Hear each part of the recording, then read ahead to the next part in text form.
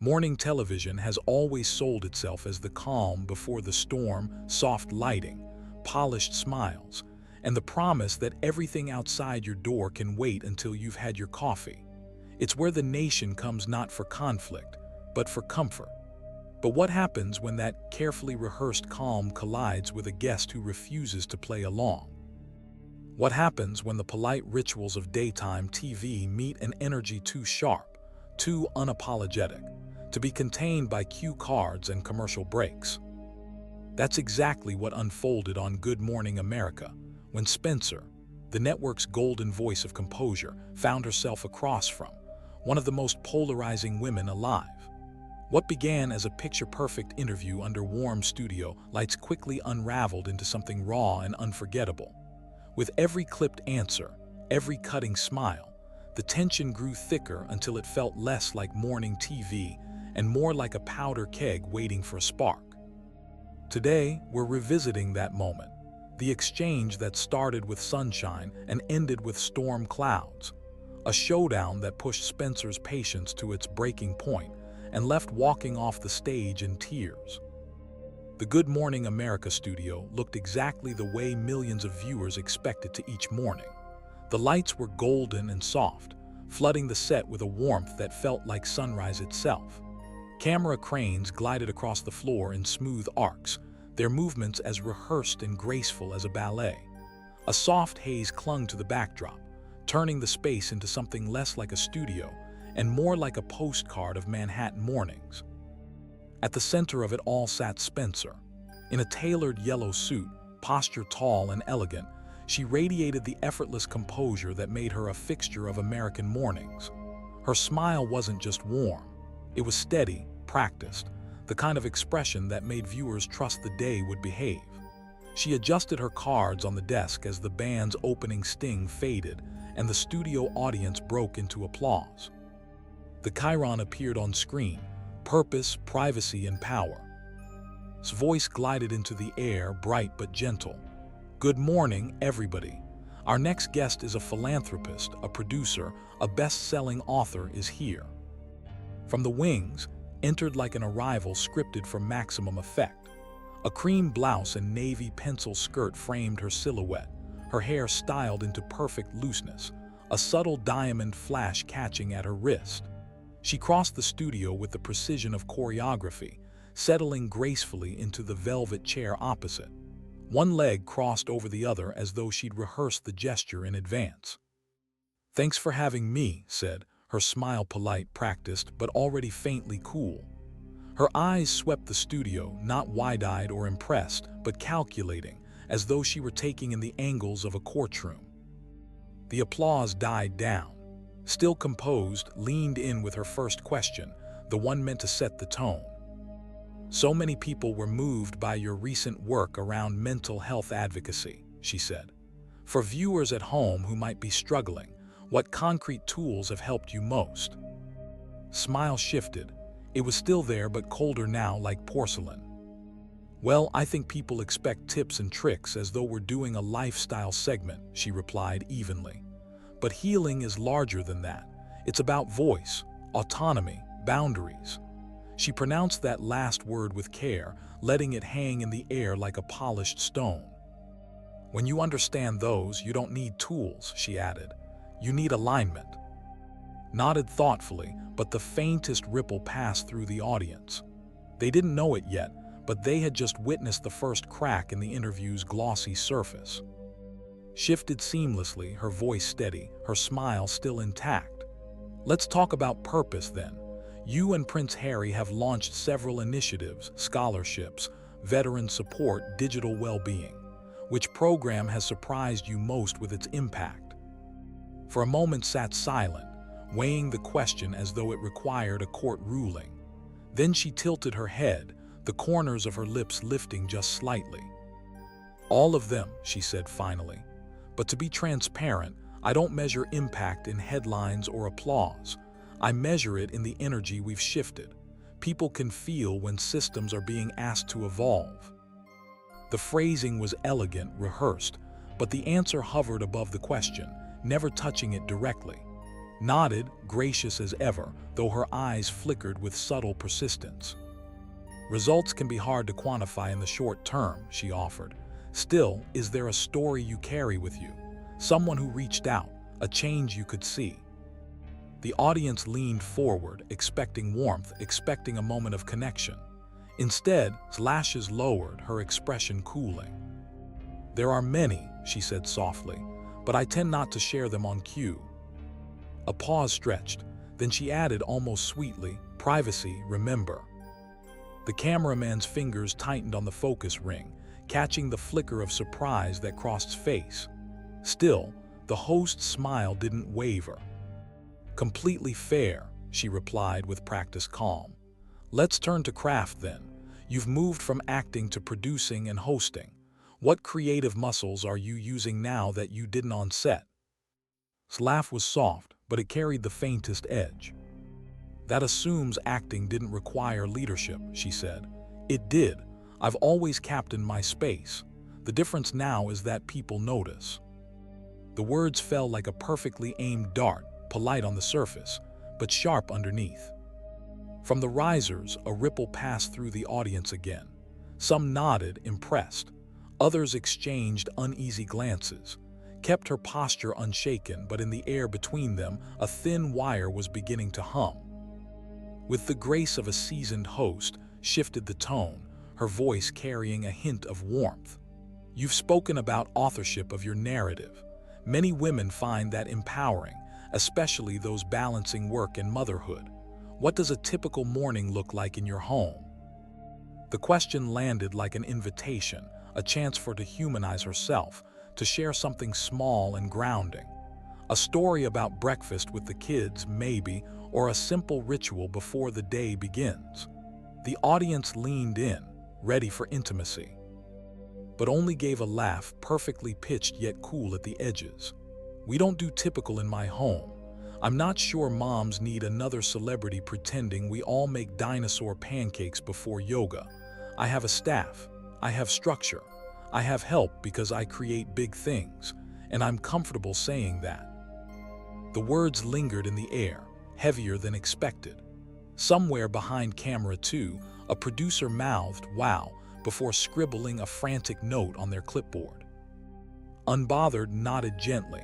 Honesty can be a relief, she said, her tone still soft. There's freedom in acknowledging support systems. Precisely, replied, the syllables smooth as glass, which is why it's odd when interviewers ask for like a receipt. The line floated in the studio like perfume, pleasant at first, then oddly sharp in the throat. A few audience members shifted in their seats, uncertain whether to smile or wince. Reached for a new card, the motion deliberate theater. She didn't need it, not really. Her eyes stayed fixed on as she prepared for the next round, her composure still flawless but the studio air carrying a faint chill now. His hand rested lightly on the cue card she didn't need, her smile warm, her tone careful. Let's touch on your upcoming series. You've teased conversations with women in high-pressure roles, athletes, scientists, founders. What question are you most excited to ask them? For the first time that morning, brightened. The guarded composure softened into something closer to genuine light, her voice lifting with energy. I'm always interested in what they refused. The job they didn't take, the man they didn't marry, the smallness they walked away from. She let the words glow for a moment, glancing at the audience, letting the silence stretch just enough to make the point. Saying no is a superpower. The audience gave a scattered murmur of approval, some nodding, others hesitating. It was a strong statement, bold and dramatic, but one that seemed to leave space for to press further. Sometimes saying no is also a privilege, said gently, her eyes steady. Do you worry that message can land differently for viewers who don't have the safety net to refuse opportunities? Smile thinned, her hands folding neatly in her lap, the diamond on her finger catching the studio light like a deliberate flash. Sometimes the limitation is mindset. People underestimate how much of their shine is imagined.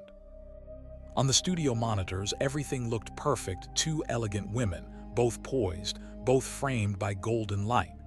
But in the air between them, the warmth thinned, replaced by something taut and electric. The audience felt it too, a low ripple moving through the risers. Still unshaken, nodded softly. Imagination is powerful. Absolutely, said quickly, her smile sharpening again. But I think people watching might also be looking for empathy around constraints that aren't imagined. Rent, child care, health care. Her words fell with the softness of velvet, but the sting was unmistakable. Took a breath so quiet it barely moved her shoulders. Let's reframe, she said, her tone steady but edged now with precision. The studio was silent, everyone aware that the real storm was only beginning. His tone softened, but her words were chosen with deliberate care. When the documentary came out, many viewers felt inspired. Others, though, felt confronted. If you could rewrite any single moment, not to appease critics, but to sharpen your intention, what would it be? Tilted her head slightly, her expression serene, as though weighing mercy rather than answering a simple question. I don't rewrite, she said, her voice smooth but edged. I iterate, and I prefer not to uplift the critiques of people who haven't built anything. It wasn't shouted, it wasn't even cruel, but the words carried weight, higher ground claimed as though it were real estate. The studio air shifted, the audience registering the subtle dismissal with a ripple of unease. Smile held, though a crease flickered faintly near her brow. Building requires feedback, she replied evenly. I ask because your platform is enormous. With that comes impact and responsibility. His eyes glittered under the studio lights. I'm familiar with responsibility, she said. That's why I'm careful where I sit. A few nervous laughs trickled through the risers, the kind that filled silence rather than celebrated humor. Smile faltered for the briefest moment before recovering, polished again but carrying the weight of strain. I'm glad you're here, said firmly, her tone wrapping warmth over steel. Viewers want to hear about the work, so let me ask you something we promised in our opening tease. What does accountability look like, not only for the institutions you've criticized, but for you personally? Didn't hesitate, programs funded, lives improved, discourse elevated. When those who profit from harm are uncomfortable, that's also a metric. And for you personally, pressed gently. His voice dropped into a calm, unwavering cadence. I have never been more aligned. The words hung heavy, silence pressing against the studio glass like a hand. The stage manager hovered near the commercial cue like a lifeguard watching a dark wave approach. Smile was still there, but the distance in her eyes told the story. The interview was shifting into dangerous waters. Lifted the moment with a practiced sparkle, her voice carrying just enough brightness to ease the silence. We'll take a quick break, she said, turning smoothly toward the camera. When we come back, opens up about creative risk, a new project she's hinting at, and what she wants her legacy to be. Applause rose on command, the band stitching a cheerful seam through the room. On the wide shot, the set gleamed like a postcard Manhattan morning, tasteful gold, everything in its place. But in the close-up, something else was visible. A thin frost around the edges, hairline cracks in the porcelain. It wasn't a fight, not yet, but it was the kind of prelude audiences feel in their bones. The sense that the next question could be the one that tilts the table, spills the coffee, and changes the direction of the day. When the applause died down and the lights steadied again, leaned forward, her composure unwavering. Welcome back, she said warmly. We're here with discussing her projects and her perspective on building purpose in today's world. Brushed a strand of hair behind her ear, her smile serene, her posture relaxed to the point of detachment. She sat like a queen presiding over testimony, not a guest in a morning studio. Gave her the gift of an easy question. You've been very open about wanting to inspire women to step into leadership roles. What advice would you give to young women watching today who feel overlooked? His answer came smooth but sharp, laced with an undertone that carried farther than her words. First, I tell them not to wait for permission from morning shows or anyone else to matter. If you know your worth, you don't need validation from an institution or an interviewer. The audience gave a scattered clap, but the air shifted with unease, nodded calmly. Fair enough, she said evenly. But many young women watching don't have access to the same resources or platforms. How do they start practically? Tilted her head, her voice dropping into a softness that somehow carried more bite than volume. Practically, sometimes practicality becomes the excuse people use to play small. My message is simple. Stop asking how to start. Just begin. The details follow those with courage. It was polished, it was powerful, but the superiority threaded through the words was unmistakable. Folded her hands neatly in her lap, her voice as steady as ever. Courage is essential, she agreed. But even the most courageous often need systems of support, mentorship, funding, opportunities. Smile sharpened. Opportunities find those who are prepared to take them. I prepared. I claimed my space. Not everyone is willing to do that. The murmurs rose again, a tide shifting restlessly through the risers. Eyes stayed steady, but the wire between them thrummed louder now. Ever the professional, smoothed the edges, her voice warm but focused. Let's turn to your creative work. Your new project has been described as innovative and groundbreaking. What risks did you take creatively that you're most proud of? Exhaled softly, a faint laugh slipping through her nose. Risks? I don't really see them as risks. When you operate at my level, innovation is the standard, not the gamble. People call it risk because they can't imagine moving without a safety net. For me, it's just Tuesday. A beat of silence settled over the studio, heavy and deliberate, before the applause sign flashed. The audience clapped dutifully, though the sound was thinner this time, uncertain.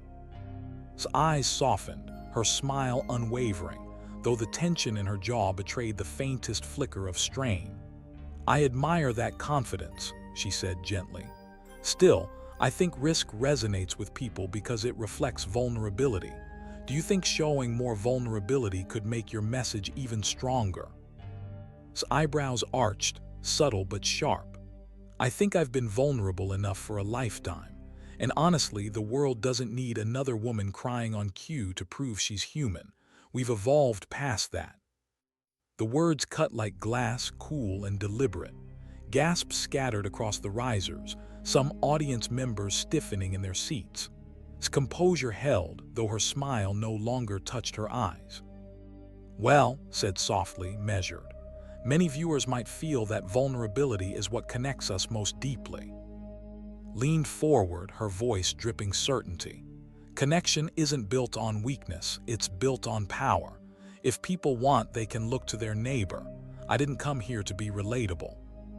The statement landed like a stone hurled into glass. Cracks spread across the atmosphere in the studio. The audience shifted uneasily, whispers rising.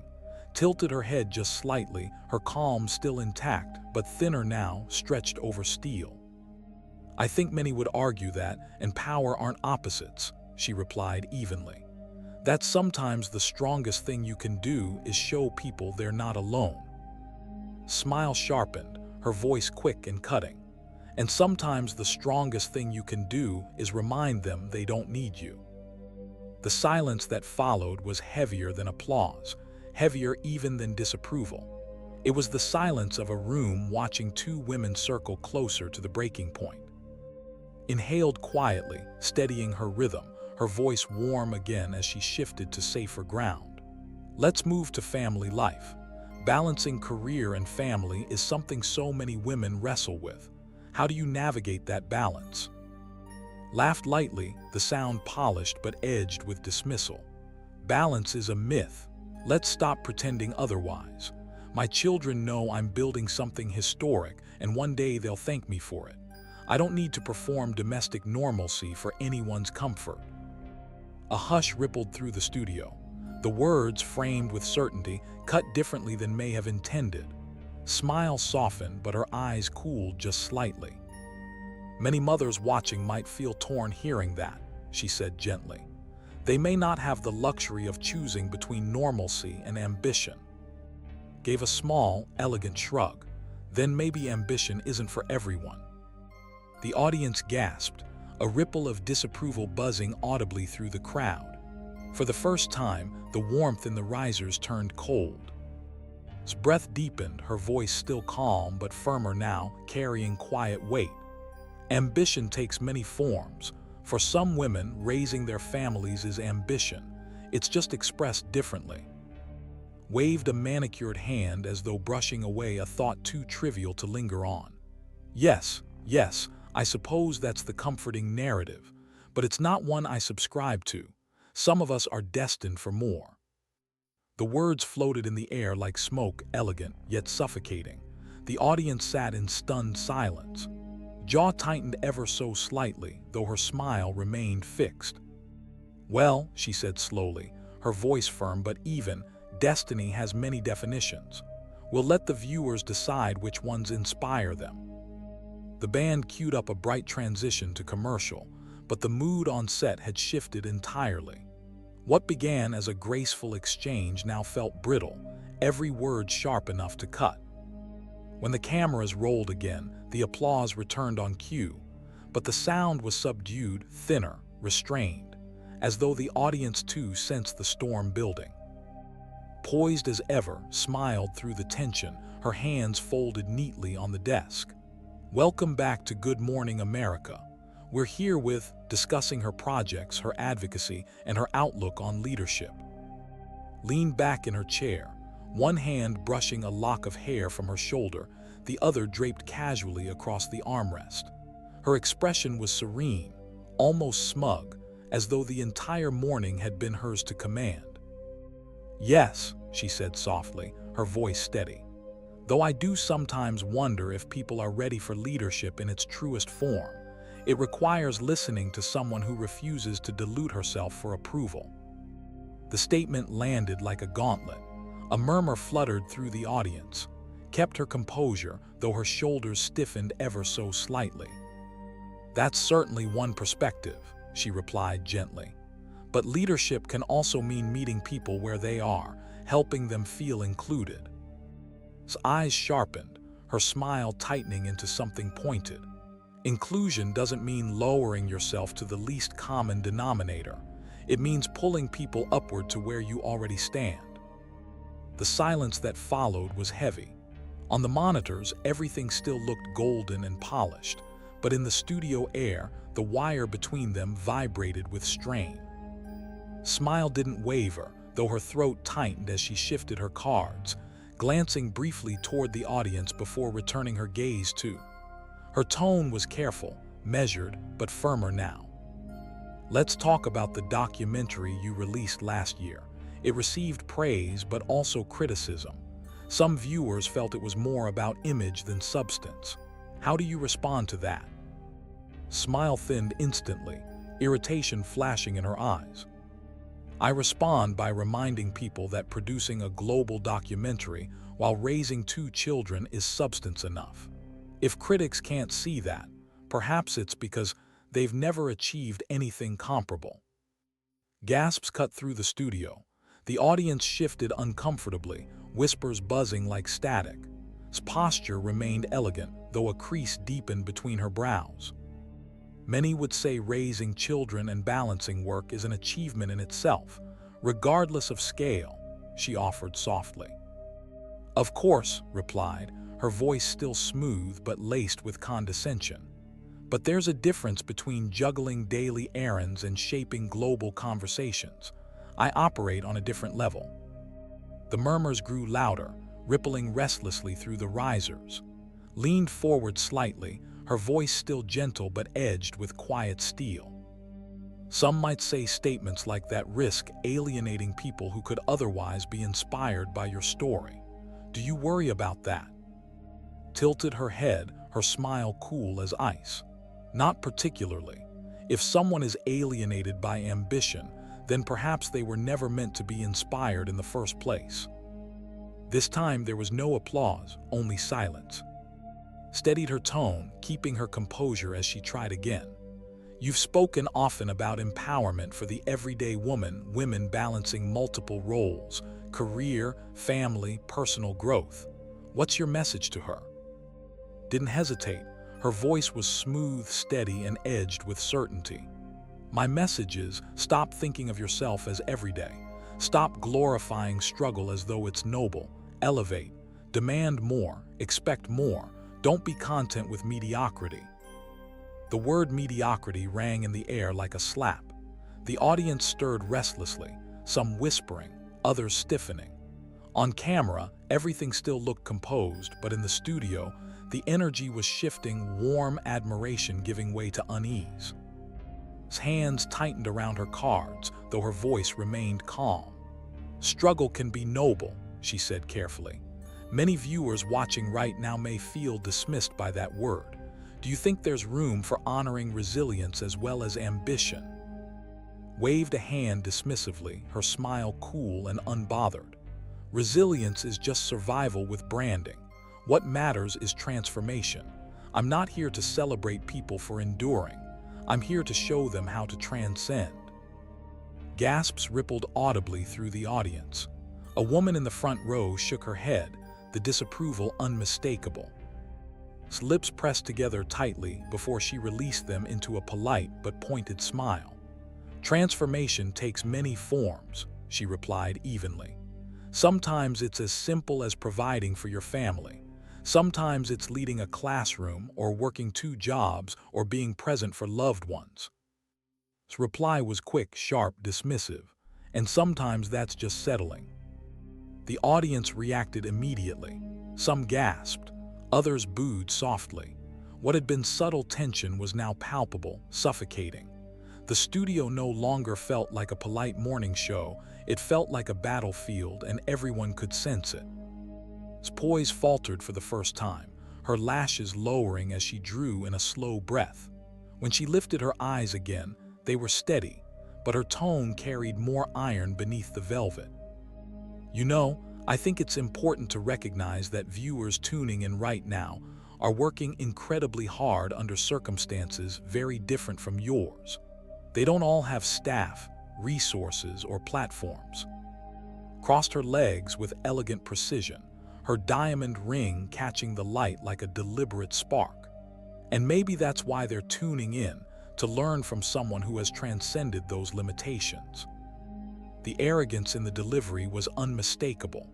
The audience murmured louder now, the discontent rippling audibly through the risers. Inhaled, her patience fraying at the edges. When she spoke again, her voice was still calm, but the firmness beneath it could not be ignored. Or maybe they're tuning in for empathy, not condescension. Maybe they want connection more than instruction. Smile remained intact, her tone almost amused. Empathy has its place, but leadership requires authority. And sometimes authority doesn't sound like comfort, it sounds like truth. The reaction in the studio was split, hesitant claps from a few, silence and visible discomfort from many more. His knuckles whitened as she clasped her hands together tightly, the practiced calm in her posture now hanging by a thread. Truth, she said softly, her voice measured but edged. Truth can either heal or harm depending on how it's delivered. Leaned forward, her eyes glinting, her words crisp and deliberate. Then maybe people need to learn to stop being so fragile. The air snapped like a wire pulled too tight. The audience gasped in unison, the sound cutting across the studio like a blade. For the first time that morning, his eyes widened just slightly, revealing the crack in her calm. But when she narrowed them again, there was no mistaking it. The temperature in the studio had shifted, and Spencer was no longer simply hosting. She was preparing to push back. Fragile, repeated, her voice low but cutting. You've called ordinary people fragile for wanting kindness. Didn't blink. Her smirk was faint, but her tone was deliberate. Yes, if they want kindness, they should seek it at home. Out here in the real world, it's about strength. The words fell heavy like stones shattering glass. The audience buzzed, half in shock, half in indignation. Murmurs rippled through the risers, some gasping audibly, others whispering with disbelief. Lips curved into a thin smile, not the warm, practiced kind she was known for, but something colder, sharper. Her eyes were unflinching now, fixed directly on. For the first time all morning, the polished host looked like a woman who had been pushed to her absolute limit. "Fragile," repeated again, her tone steady but threaded with quiet fury. "That's what you think ordinary people are, fragile for wanting compassion." Tilted her chin upward, unbothered. "Yes, the world rewards strength, that's why I'm sitting here and they're sitting out there." She flicked her wrist casually toward the audience, the gesture dismissive, careless. The reaction was immediate: gasps, whispers, even a few scattered boos. The studio air thickened with disapproval, the earlier tension now breaking into open hostility. Leaned forward slightly, her voice firm but calm, her words measured like a scalpel. "You know, I've sat across from world leaders, survivors, mothers working 3 jobs, and people who endured things you couldn't imagine, and not one of them dismissed empathy as weakness." Waved a hand dismissively, her tone dripping arrogance. "Well, perhaps they needed empathy more than I do.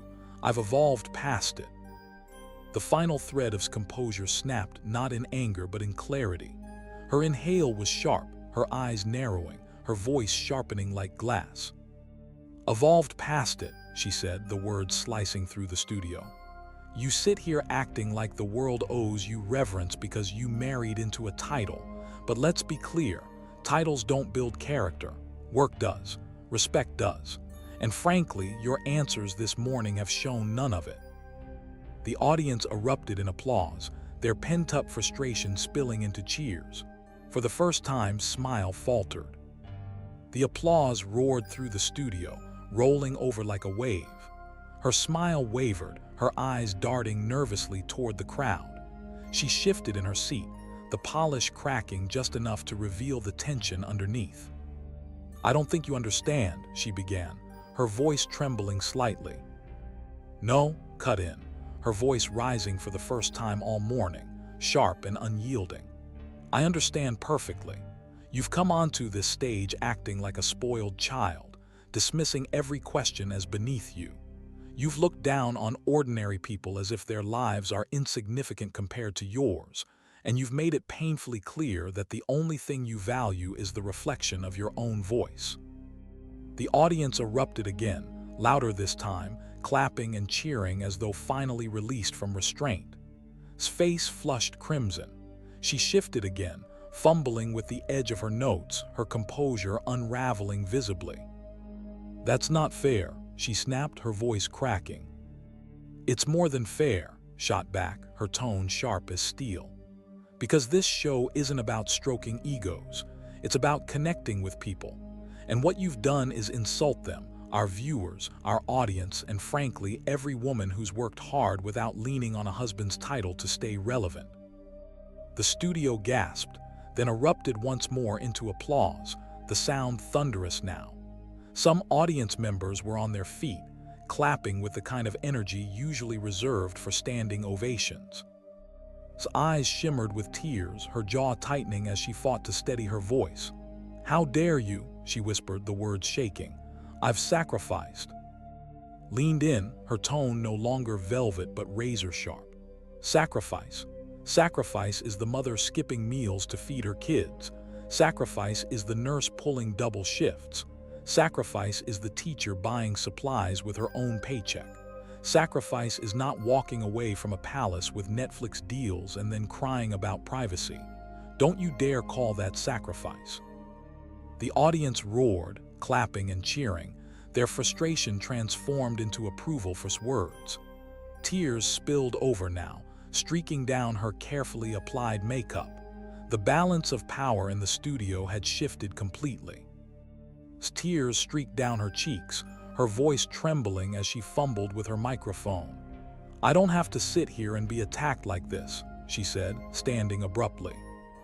"No, you don't," replied, her voice sharp but steady, the authority unmistakable now.